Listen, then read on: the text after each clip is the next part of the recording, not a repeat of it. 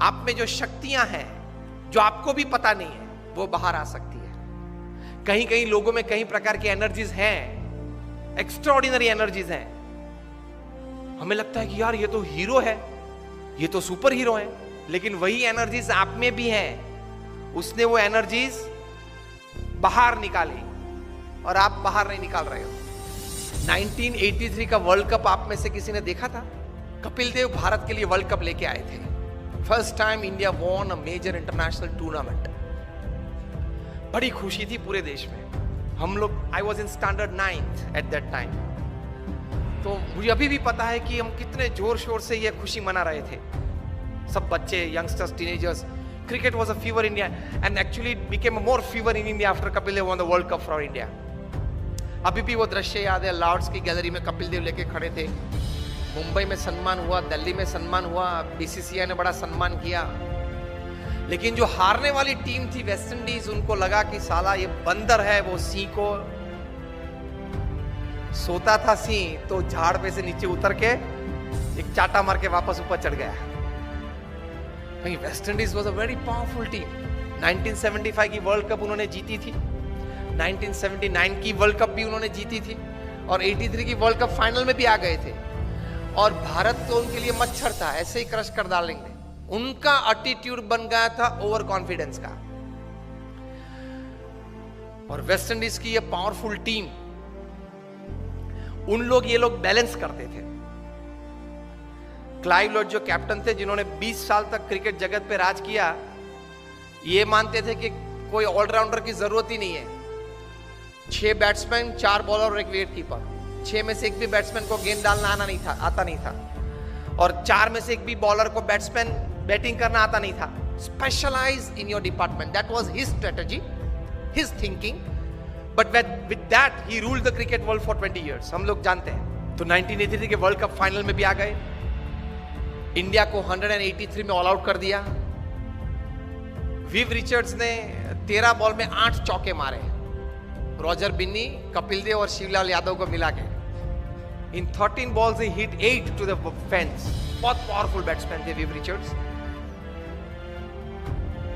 तो हम लोग सबको तो लगा कि अब तो पूरा हो गया, यही पूरा कर देगा अभी 5-10 ओवर में।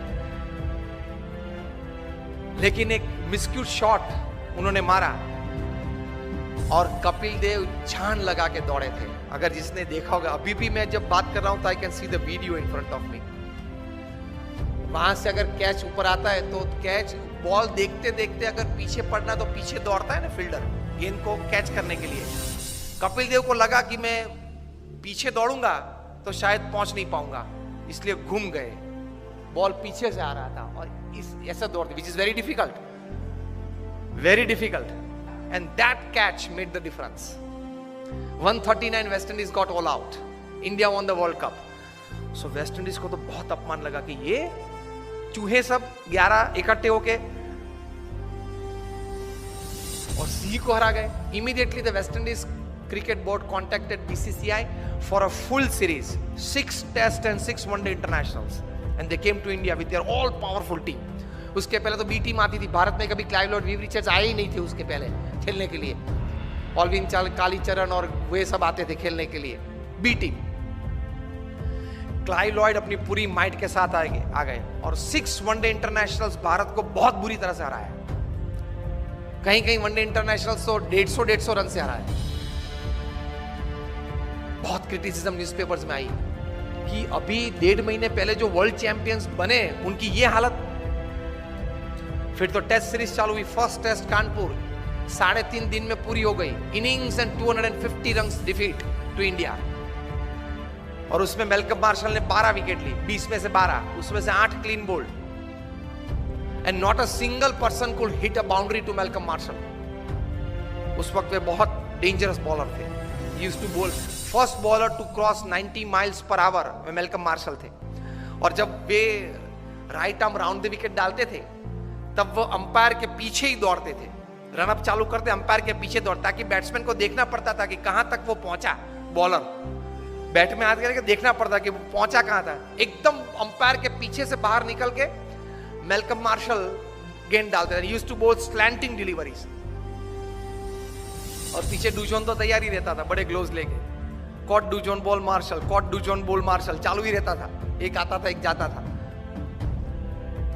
किसी को भी गलती से भी कट नहीं लगी कि स्लीप के ऊपर से गेंद चली जाए और थर्ड मैन पे एक बाउंड्री मिल जाए, ऐसा भी नहीं हुआ था।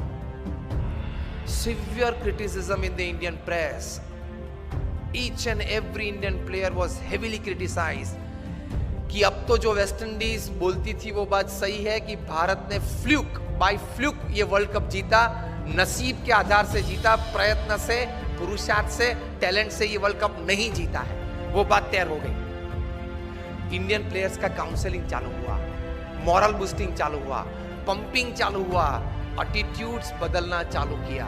उसमें सबसे पहली बारी आई ओपनिंग बैट्समैन सुनील गावस्कर की। उनका एटीट्यूड बदला कि you have a defensive attitude, you have to change your attitude from defence to attack. If Malcolm Marshall is a great bowler, you are a great batsman. If he can bowl so well, you can bat so well. Gavaskar का attitude change किया, because you start the Indian innings, you are the opening bat. आप जिस प्रकार से खेलेंगे उस प्रकार से पूरी टीम खेलेगी, नतीजा पहले से चालू हो जाएगा। And Gavaskar said what? He was counseled, change your attitude from defense to attack. Gavaskar defensive batsman थे, वे टेस्ट बैट्समैन थे, वनडे इंटरनेशनल के नहीं थे। सचिन तेंदुलकर टेस्ट और इंटरनेशनल दोनों के थे, 2020 के नहीं थे। क्रिस गेल है वो 2020 और इंटरनेशनल के है, टेस्ट के नहीं है, अलग अलग रहता है। सुनील गावस्कर को बताया गया कि change your attitude, you will get success. और आप जो बैट डिफेंस करते हो वो जरा stroke, create a stroke on every ball. Marshall is a master bowler, you are a master batsman, the little master उनके लिए पहले नाम था। The moment Gavaskar changed his attitude, his batting changed, results changed, overall outcome changed. और 6 में से हम लोग 3 टेस्ट मैच तो फिर भी हारे, लेकिन 3 टेस्ट मैच बचा सके, वो गावस्कर का एटीट्यूड अटैकिंग हुआ इसलिए। दूसरी टेस्ट थी फिरोज शाह कोटला पे दिल्ली में, West Indies won the toss and send India into bat. और सब बुकीज ने तो ये सोच रखा था कि 7 या 8 विकेट गिर जाएगी लंच के पहले 150 में। गावस्कर का एटीट्यूड बदल दिया था, उन्होंने भी बदला था, क्या?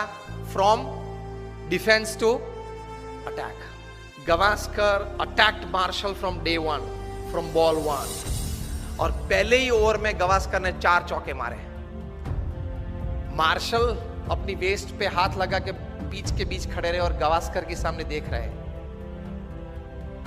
Years later, Marshall would write in his autobiography that from Firoz Shah Kotla's innings, I could see a change in Gavaskar's attitude, and that change in attitude brought out the attacking nature in his batting, and that changed the overall result outcome of the series.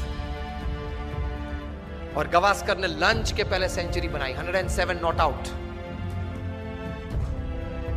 और final 6th test में चेन्नई पे चेपॉक पे 236 not out in the 4th innings of the test to save test for India। 2 दिन खेले 236 बनाने के लिए, लेकिन बचा दी टेस्ट। वो लिखते हैं इस पुस्तक में कि भारत में से अगर ताजमहल चोर के ले जाना है ना तो लेकर सकते हैं, लेकिन गावस्कर का जो स्ट्रेट बैट डिफेंस है उसको तोड़ना बहुत डिफिकल्ट है। तो एटीट्यूड ये रहना चाहिए। अगर एटीट्यूड सही नहीं रहा तो कितनी भी अच्छी व्यवस्था हो, कितना भी अच्छा मार्गदर्शन हो, फिर भी आप रिजल्ट प्रोड्यूस नहीं कर पाओगे। दुनिया भर के ट्रांसपोर्ट मिनिस्टर्स की एक मीटिंग थी लंदन में, ट्रैफिक रूल्स एंड रेगुलेशंस की चर्चा करनी थी, इंटरनेशनल स्टैंडर्डाइजेशन कुछ रूल्स एंड रेगुलेशंस का करना था। इसमें इटाली के ट्रांसपोर्ट मिनिस्टर को कुछ बात करनी थी। बात करने के लिए खड़े हुए बोले कि सी ट्रैफिक लाइट्स हमने सब शहर में रखी है, लेकिन कोई शहर में अच्छी व्यवस्था है, कोई शहर में अच्छी व्यवस्था नहीं हो पा रही है। सबने पूछा क्यों?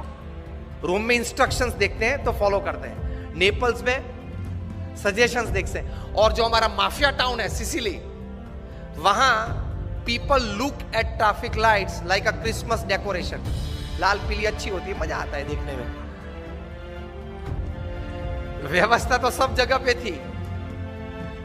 रोम में इंस्ट्रक्शंस देखते थे तो अच्छी व्यवस्था थी, नेपल्स में सजेशंस देखते थे तो चलता रहता था, और सिसिली में उसी क्रिसमस लाइट को दिवाली या क्रिसमस का डेकोरेशन देखते थे कि लाल पीली अच्छी होती है, मजा आता है देखने में। तो कोई व्यवस्था नहीं थी। व्यवस्थाएं सब एक प्रकार की हैं, रिसोर्सेज सब एक प्रकार के हैं, लेकिन नतीजा, रिजल्ट्स पीपल के एटीट्यूड से आते हैं। इतनी ताकत है एटीट्यूड में।